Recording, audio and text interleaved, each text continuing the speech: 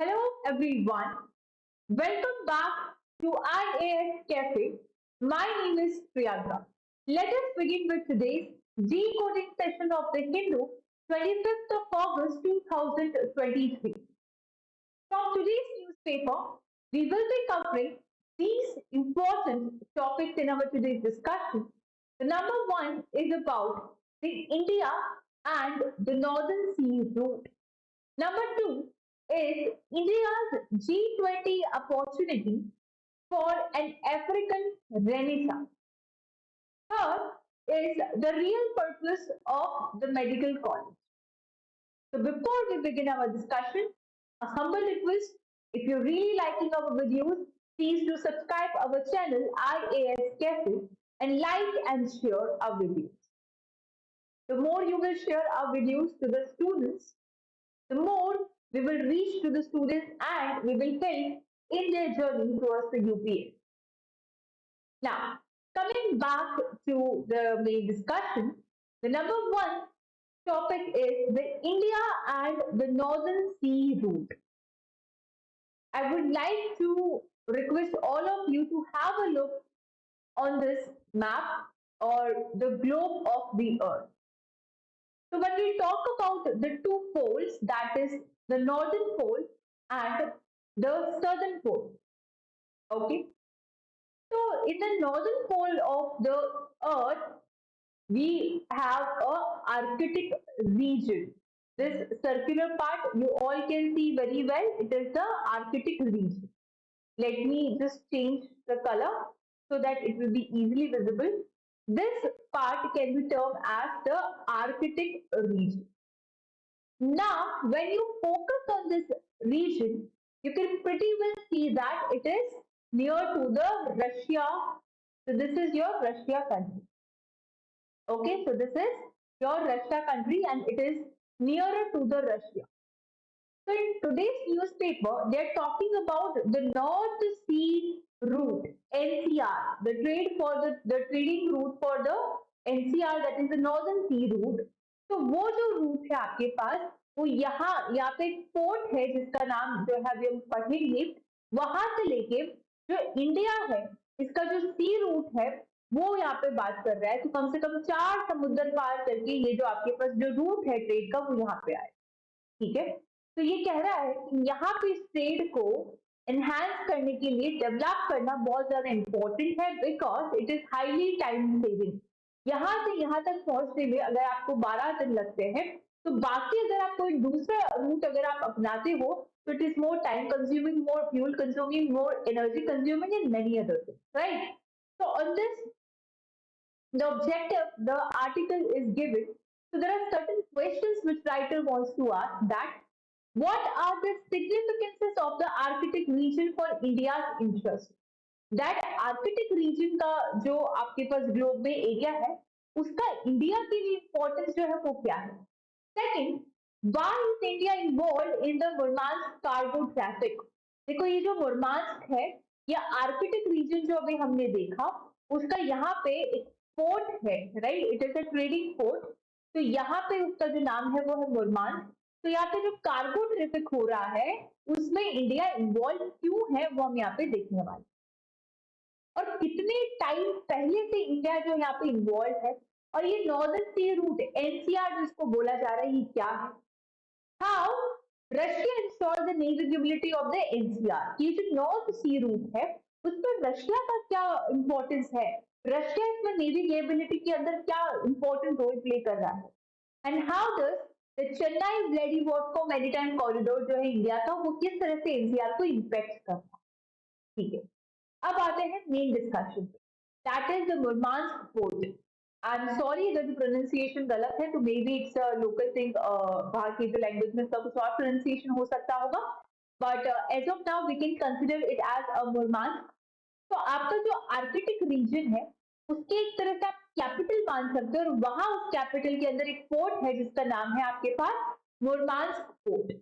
तो ये वो एरिया है, ये वो रीजन है, ये वो पोर्ट है जहां से जो नॉर्दर्न सी रूट है उसकी शुरुआत होती है। That is the beginning of the northern sea route start from the Murmansk port. So it is witnessing that the rising trend of Indian involvement in the cargo trade. Second, in the first 7 months of 2023, अब जब पता चल गया है कि आपके पास ये जो मुरमास पोर्ट है, यहाँ से आपकी नॉर्दर्न सी रूट जो है चालू हो रही है और यहाँ से आपको बहुत सारे एविडेंस भी देखने के लिए मिल रहा है कि ये जो नॉर्दर्न सी रूट है, यहाँ से जो ट्रेडिंग हो रहा है, यहाँ से जो कार्गो का जो ट्रैफिक है, उसमें इंडिया का जो इन्वॉल्वमेंट है वो बहुत ही ज्यादा बढ़ रहा है।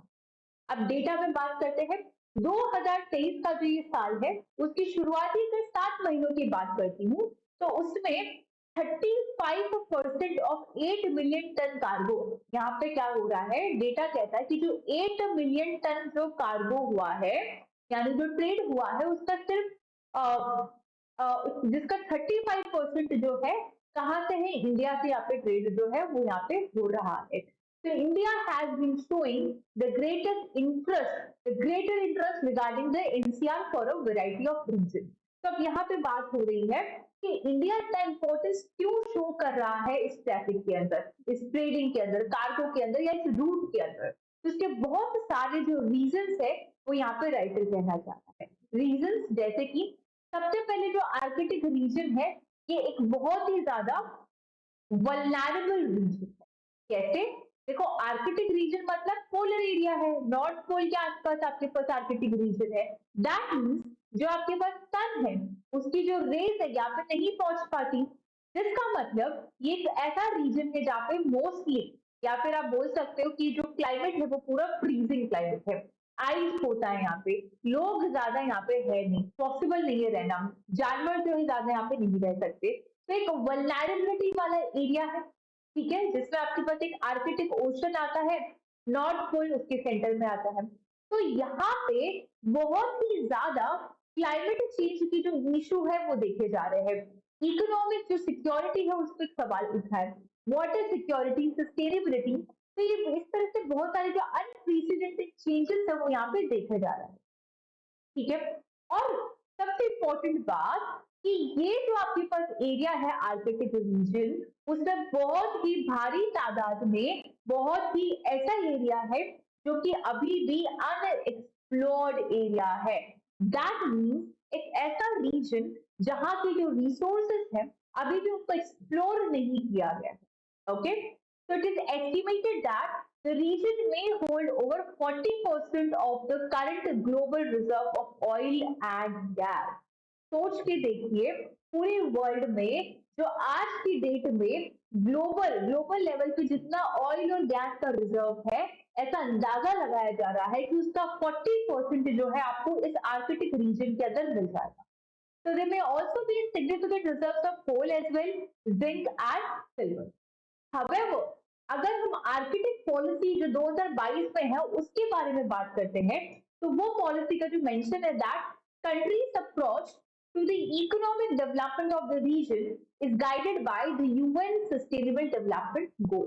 कि यहाँ पे जो कंट्री का अप्रोच होगा इकोनॉमिक डेवलपमेंट के लिए, उसको कहीं ना कहीं आप यूएन के सस्टेनेबल डेवलपमेंट गोल से गाइड करोगे। कैसे? It should not hinder the climate change thing, it should not be in the terms of the greediness, right? So the sustainable development means you are developing in such a way that you are fulfilling the needs of the present generation, but you are not hampering the needs of the future generation. You are doing the economic growth for the current generation, but you are not doing that at the cost of the need of the future generation. That is something which is known as the sustainable development. Now, how old is India's engagement with the Arctic? अब Arctic से और India का ये जो लेना देना है वो कितना पुराना है, कि ये अभी रिसेंटली इंटरेस्ट जागा है ना, ये बहुत पुराना केस है। देखो 1920 के समय ट्रीटी साइन हुई थी, दैट इज द स्वेलबार्ड ट्रीटी, जो कि फरवरी 1920 में साइन हुई थी पेरिस के अंदर, जहां पे इंडिया ने बहुत सारी साइंटिफिक स्टडीज करी, कुछ रिसर्च के बारे में बात करी आर्कटिक रीजन में। और ये इनका जो फोकस था that was related to the atmosphere, the biological, the marine, hydrological, glaciological studies. Atmosphere के बारे में, वहां पे जो आपके पास जो लिविंग ऑर्गेनिजम्स है उनके बारे में, जो मरीन ऑर्गेनिजम्स है उनके बारे में। और फाइनली वहां पे रिसर्च स्टेशन जो है सेट किया गया जिसका नाम है Himadri. Please mark it as very important. ऐसे जो पॉइंट्स है आपके पास प्रीलिम्स पॉइंट ऑफ व्यू से बहुत ज्यादा इंपॉर्टेंट हो जाता है कि इंडिया के जो रिसर्च स्टेशन है, आपको होमवर्क दिया जा रहा है 3 रिसर्च स्टेशन है, उसमें से एक आपके पास कहाँ है, आर्कटिक वाले एरिया में है जिसका नाम हिमाद्री है। बाकी के जो 2 एंटार्क्टिक वाले एरिया में उसके नाम आज आप ढूंढ के लाने वाले हो। ठीक है जी, आगे बढ़ते हैं। तो वहां पे ये जो हिमाद्री है वो स्टेशन लॉन्च किया गया था, और पिछले साल अगर बात करें लास्ट साल तक कम से कम 13 जो मिशन है आर्कटिक वाली एरिया में सक्सेसफुली इंडिया कंडक्ट कर चुका है। 2013 में India became an observer state of Arctic council as well, जिसमें अदर कंट्रीज चाइना के साथ साथ बाकी 5 कंट्रीज और हिस्सा लेती है। अब आ जाते हैं कि ये एनसीआर है क्या, ये जो नॉर्थ सी रूट है वो क्या है। ठीक है,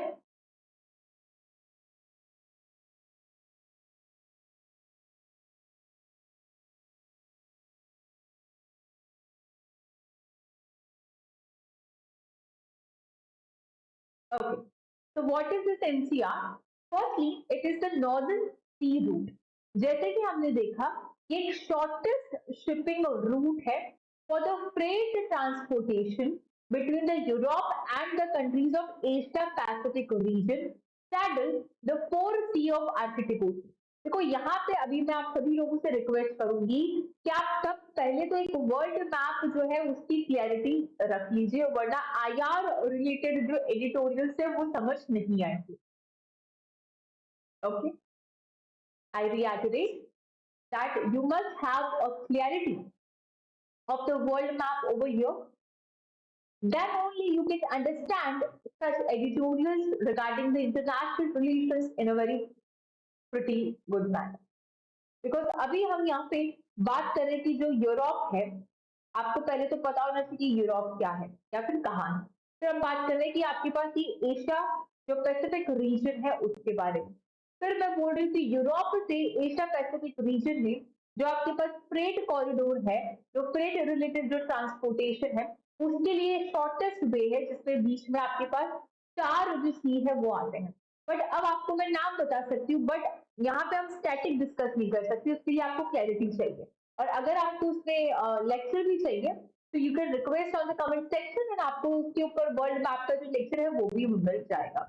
तो अब बात करते हैं कि ये जो शॉर्टेस्ट शिपिंग रूट है, यहाँ पे it passes between the Barents and the Kar sea, यानी कि जो कारा स्ट्रेट है and the Bering sea that is the Providencia bay के अंदर।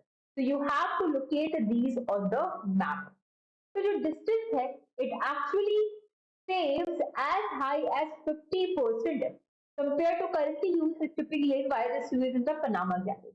2021 में जब सुएज कैनाल ब्लॉक हो गई थी, जिसकी वजह से which forms had a larger great attention on the NCR, तो तब एक NCR पे बहुत ज्यादा जो फोकस है वो हुआ। लेकिन इस पूरे NCR में रशिया का क्या इंपॉर्टेंस है भाई? रशिया के लिए ये मतलब सब लोग इसको रशिया से क्यों कनेक्ट कर रहे हैं कि रशिया इसमें नेविगेशन के लिए कैसे हेल्प करता है। देखो रशिया इकलौती ऐसी कंट्री है जिसके पास एक न्यूक्लियर रिलेटेड टेक्नोलॉजी है जहाँ पे वो आइस ब्रेक कर पाता है। फिर से मैं बोल रही हूँ that as the seas of Arctic Ocean remains icebound during most of the year, तो ये जो आइस ब्रेकिंग असिस्टेंस है वो ऑर्गेनाइज करवाना बहुत जरूरी होता है, जो रशिया करता है। तो Russia is the only country पूरे वर्ल्ड के अंदर जिसके पास nuclear powered ice breaker fleet होता है। ठीक है, दिसंबर 1959 के अंदर वर्ल्ड का जो पहला न्यूक्लियर आइस ब्रेकर है लेनिन, लेनिन नाम रट लीजिएगा, was put into the operation in this new chapter of NCR development, और ये 30 साल बाद डिकमीशन हुआ है यहाँ पे। ठीक है, now what are the driving factors for India जो NSR डेवलपमेंट में इंडिया इतना ज्यादा रोल प्ले कर रहा है? सबसे पहले कार्गो ट्रैफिक। देखो 2018 में से लेके अभी तक जो ट्रैफिक है कम से कम बहुत ज्यादा बढ़ गया है, ग्रोथ रेट उसकी 73% है। ठीक है, इंक्रीजिंग जो इंपोर्ट है हमारा, हम रशिया से क्रूड ऑयल इंपोर्ट कर रहे हैं, कोल इंपोर्ट कर रहे हैं, तो हमारा इंपोर्ट रशिया से बढ़ रहा है। तो एनर्जी जो रिसोर्सेस है या फिर जो सप्लाई है उसका जो रिकॉर्ड है वो बढ़ रहा है। तो यहाँ पे जब इतना ज्यादा इंपोर्ट पर रिलाई हम कर रहे हैं, तो एनसीआर हमारे लिए ट्रांसपोर्ट की सेफ आर्टरी की तरह काम हो जाती है। Secondly, NCR assumes importance because of its geographical positions, right? और thirdly, हमारा जो प्रोजेक्ट है regarding the Chennai Vladivostok maritime जो कॉरिडोर प्रोजेक्ट है, इसमें भी जो दोनों कंट्रीज है उन्होंने डिसाइड किया है कि इंटरनेशनल कंटेनर ट्रांजिट जो है यहाँ पे लाने वाले। तो these are the certain things जिसकी वजह से इंडिया की जो है कुछ वहां पे इंटरेस्ट है। तो what is the way forward? Way forward is that 2035 तक का ये जो एनसीआर डेवलपमेंट का प्लान है, it should be approved by the Russian government last year, and इसमें हम बहुत ज्यादा कॉपरेशन के लिए और भी बहुत सारी चीजें जो है यहाँ पे कर सकते हैं। Now, coming to the second editorial of today's video is about the G20 opportunity for an African Renaissance.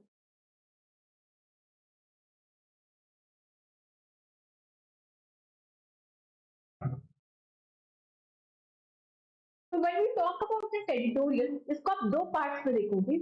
एक है अफ्रीकन रेनिसा और इंडिया की अपॉर्चुनिटी। देखो, रेनी की या रेनिसा ये जो टर्म है वो बहुत इंपॉर्टेंट है। इसका कहीं ना कहीं एक मतलब है रिवॉल्यूशन। आज की डेट में जो अफ्रीका कॉन्टिनेंट है जिसमें ग्लोबल साउथ की मोस्टली कंट्रीज आती है, तो ग्लोबल साउथ वर्ड जो है आप इस पे जितने ज्यादा आंसर प्रैक्टिस कर सकते हो कर लीजिएगा। मेंस में डेफिनेटली इस पे क्वेश्चन आने वाला है। हमारी प्राइम मिनिस्टर इसको हर एक स्पीच पे इस वर्ड को यूज कर रहे हैं। मल्टीपल एडिटोरियल में आपके पास ग्लोबल साउथ जो है उसका मेंशन आता है। तो ग्लोबल साउथ जो कंट्रीज है वो सारी एक्चुअली, ये ग्लोबल साउथ एक टर्म है जो कि कहीं ना कहीं आप बोल सकते हो कि थर्ड वर्ल्ड जो कंट्रीज है उनको रिप्लेस करके टर्म आया है ग्लोबल साउथ। तो इसका मतलब ज्योग्राफिकल से बिल्कुल भी नहीं है कि जो साउथ में आपके पास कंट्रीज है वो ग्लोबल साउथ हो जाएगी, नहीं। The countries which are developing आप उनको ग्लोबल साउथ में इंक्लूड कर सकते हो। तो ये जो ग्लोबल साउथ कंट्रीज है, ये जो डेवलपिंग कंट्रीज है, उसमें अफ्रीका भी एक कॉन्टिनेंट है जिसमें मोस्टली कंट्रीज जो है अफ्रीका से आती है। तो रेनीसा मतलब एक ऐसा टाइम जिसमें ये डिमांड कर रहा है कि हर एक इंटरनेशनल ऑर्गेनाइजेशन में ये अपना एक कदम बढ़ा रहा है, अपना एक पहचान बना रहा है, ग्रो कर रहा है, राइट? तो like an absentee landlord, Africa is flagging its demand nowadays on multilateral forums such as जैसे कि ब्रिक्स है, G20 है, UNGE है।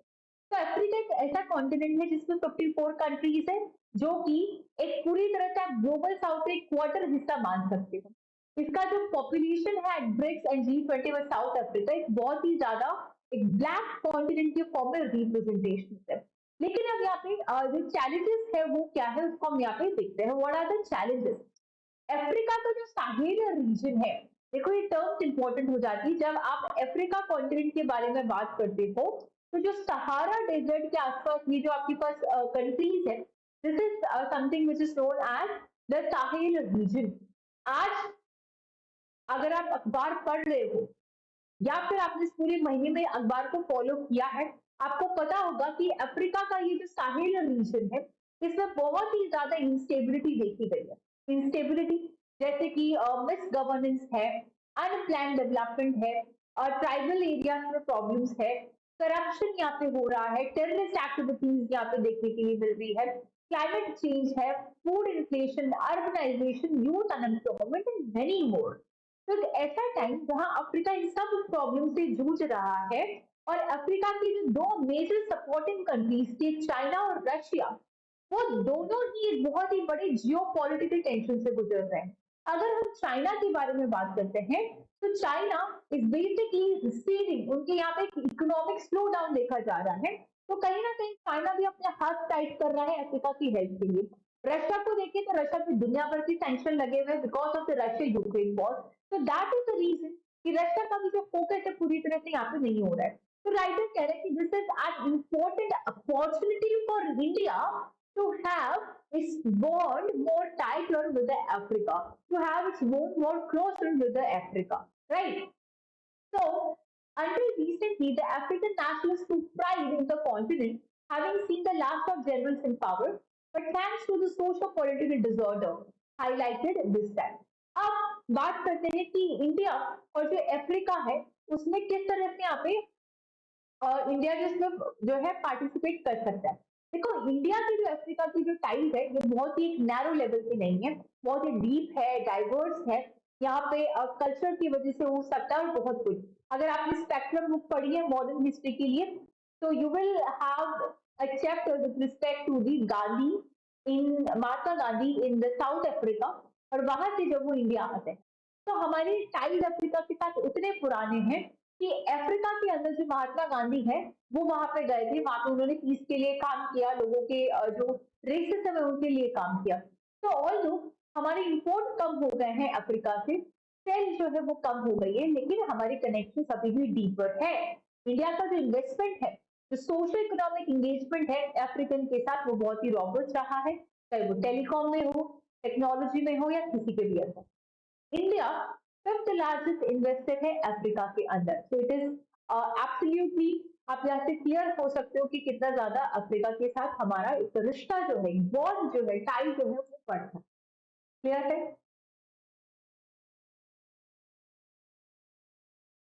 Coming to the third topic that is the medical negligence. यहाँ पे एक एग्जाम्पल दे रहे हैं writer that Kerala state,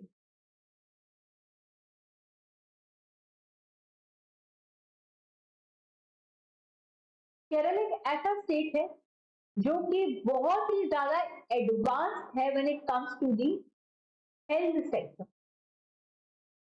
right? जहां पे बहुत ज्यादा जो वेकेंसीज है वो ग्रो कर रही है with respect to the bachelors of dental surgery, the master of the dental surgeries and many other medical colleges. तो ऐसा स्टेट में एक एग्जाम्पल है कि देयर वाज अ पेशेंट जो पूरा 1 साल तक the patient was suffering and then उनको ये पता चलता है कि उनकी जो सर्जरी हुई थी 1 साल पहले उसकी वजह से एक सर्जिकल इंस्ट्रूमेंट जो है उनके पेट में ही रह गया। तो इट इज अ ब्लंडर, एक मेडिकल नेग्लिजेंस का जो केस है वो यहाँ पे देखने के लिए मिलता है। तो राइटर ये बोल रहे हैं कि ये जो आपने डिस्ट्रिक्ट हॉस्पिटल्स जो है उनको जो आपने मेडिकल कॉलेज में कन्वर्ट करने के बारे में बात करी है, तो ये कहीं ना कहीं आप अपनी जो रियल प्रॉब्लम है उसको आप हटा रहे हो, डिस्ट्रैक्ट हो रहे हो। सेकेंडरी लेवल जो हेल्थ केयर है उस पर आपको फोकस करना चाहिए। ठीक है? देन मेडिकल कॉलेज एक ऐसा इंस्टीट्यूशन होता है जिसके या तो दो पर्पस होते हैं, पहला आप एजुकेशन प्रोवाइड करो और दूसरा आप मेडिकल केयर प्रोवाइड करो। तो in both case writer think it's a failure. तो कॉलेजेस एंड द मिथ, यहाँ पे ये बोला जा रहा है कि आपने ये जो मेडिकल कॉलेजेस जो है आपने हॉस्पिटल्स को जो कॉलेजेस में कन्वर्ट किया है, यहाँ पे ये बोला गया कि इससे जो है मेडिकल के अंदर असिस्टेंस मिलेगी, एजुकेशन मिलेगी, but it is a myth. जो डेटा है राइटर के हिसाब से वो ऐसा शो नहीं कर रहा है। राइटर ये कहना चाह रहा है that you have to take care of the secondary medical care, आपको उस पर फोकस करना पड़ेगा, पॉलिसीज इंप्लीमेंट करनी पड़ेगी, गवर्नेंस जो है वहां पे लाना पड़ेगा, एडमिनिस्ट्रेशन को इम्प्रूव करना पड़ेगा, करप्शन को हटाना पड़ेगा, राइट? तब जाके यहाँ पे इम्प्रूवमेंट होगा। So this is all about in the nutshell about this editorial. So popular versus the medical central policy. I request कि आप आज सभी लोग इस टॉपिक पे थोड़ा सा सोचिए कि मेडिकल के ऊपर क्या सच में, because medical is a sensitive topic, right? अगर आप उसमें इंटरवेंशन करते हो तो डॉक्टर स्ट्राइक पे आ जाते हैं, डॉक्टर स्ट्राइक पे आते हैं तो दुनिया में बहुत सारी डेथ होती है बिकॉज ऑब्वियसली पेशेंट के पास इमरजेंसी केसेस होते हैं। So this is on you to think over it, write over it, have a journal, have a writing on it. That what should the government do to improve the medical conditions in India, and then we can have a detailed discussion in our next video about it. Right. So till now, that's it for today. Thank you so much. Please do subscribe our channel, like and share.